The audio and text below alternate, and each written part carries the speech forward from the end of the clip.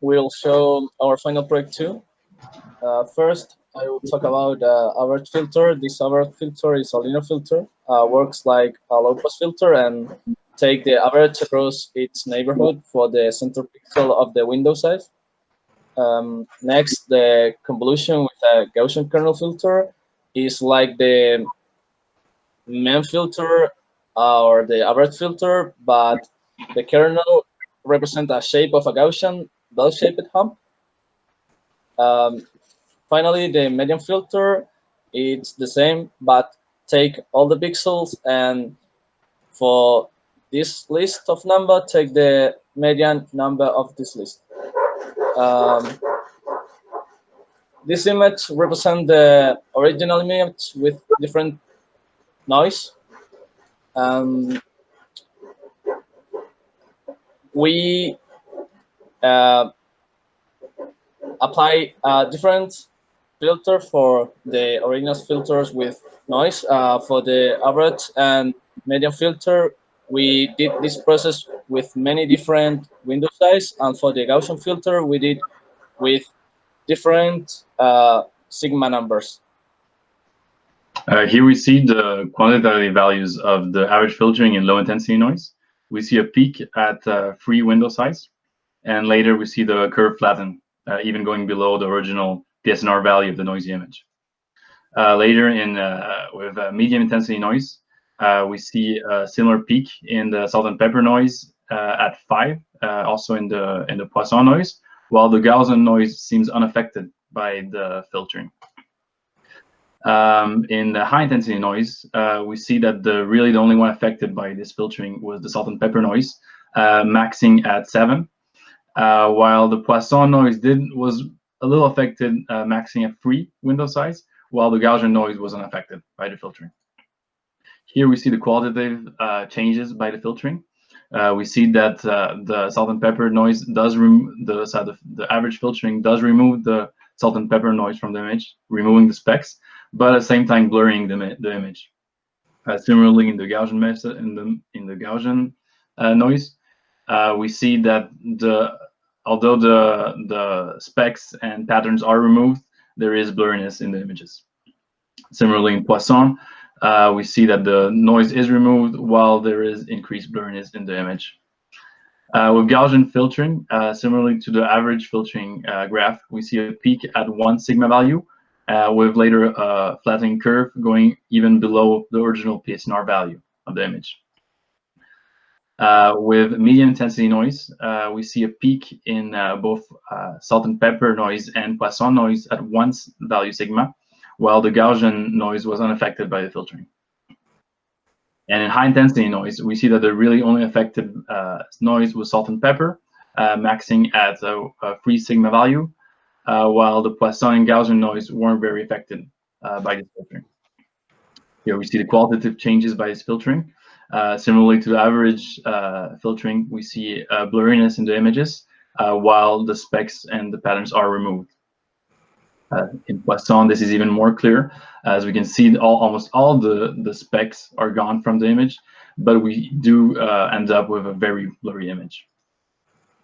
In median filtering, we see that there is actually a decrease in image PSNR value, except in the Poisson, in the Gaussian and the salt and pepper noise, where we see a slight peak at the 5 window size. In the medium intensity noise, we again see not much of a change in the PSNR value with this filtering method. And in the high intensity noise, we see even less of a change in its PSNR value. Here, qualitatively, we can see even further that there doesn't seem to be much of a change with this filtering method. This could have been done because of the method used, how the method was implemented. We used an RGB median filtering, which could have been mal-implemented and caused these values. Although it did not help in the noise, it did create noise of its own. As we can see in Homer's shirt, it started to tint because of the color around it. All right, so the advanced method that we chose was the BM3D filtering. This filtering is based on a block matching algorithm, and the filter works basically. The way this filter works is by grouping together image fragments based on similarity. These fragments are then stacked together into a 3D cylinder shape, which after this are once again averaged down to a 2D image overlapping same parts of the fragments, which managed to recover some information which was lost due to the noise on the image. Okay, so here we can observe some results. For low intensity noise, we can observe that the value which we changed, which was sigma, the best result that we achieved was with sigma equal to 20 for the S&P noise.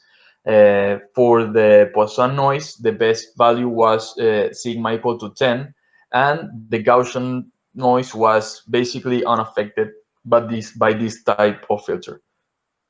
Okay, so for the medium intensity noise, we had a similar result because the sigma equal to 10 to 20 gives the best result for S&P noise. Sigma equal to 10 delivers the best result for Poisson noise. And once again, the Gaussian noise was unaffected by the filter. And finally, for the high intensity noise, we can observe that the best value for the S&P noise is sigma equal to 30. And for the Poisson noise, the best value is sigma equal to 10. And as well, once again, Gaussian noise is unaffected by the filter.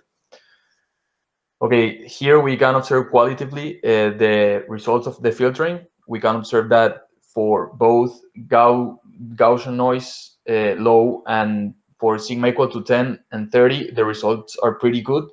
But as the noise level advances, the image gets a little bit brighter and brighter. One aspect that we can observe is that this, although this method works really good, it creates some noise of its own, as we can observe in the line, which is selected by the red circle. This noise can be caused by the overlapping images in which this method works. To further compare the filtering method used in the denoiser BM3D, we chose to work with deep neural network, a Gaussian denoiser that, as its name says, goes beyond Gaussian denoising. As we can see, that it works fairly well with all the different noises we applied here in this experiment. Here we see a qualitative example of this noise. We see that in salt and pepper, it removes almost all the noise, leaving an image not as blurry and as well as in the Poisson noise. In conclusion, here we can see which filtering methods and denoisers were better for each type of noise.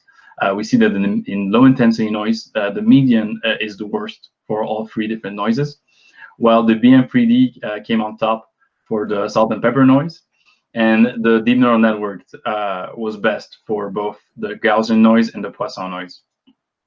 Later in the medium intensity noise, we see that the Gaussian filter was actually the worst for the Gaussian noise, and both salt and pepper and Poisson noise were worse for median, while the deep neural network came on top for all three different noises. And in high intensity noise, in difference to the previous ones, we can see that the deep neural network didn't win any of the prizes of the different noises. And the Gaussian noise came on top for the salt and pepper, being also the worst for the Gaussian noise, and the average filtering being the best for the Poisson noise, while the median is the best for the high intensity Gaussian noise. Here we compare the three different filtering methods that came on top in our experiments. The average filtering with the deep neural network and the BM3D. We see that all three remove, although they remove the noise, the average filtering does leave a more blurry image, while the DSNN does this without leaving the image blurry and without the noise added by the BM3D value. So at the end, I think the best denoising value overall would be a DCNN, but it will depend on the noise used and the intensity of it. As the average and Gaussian and median do have their peaks in high intensity noise and are very good. The BM3D does work very well for the salt and pepper noise in low intensity noise.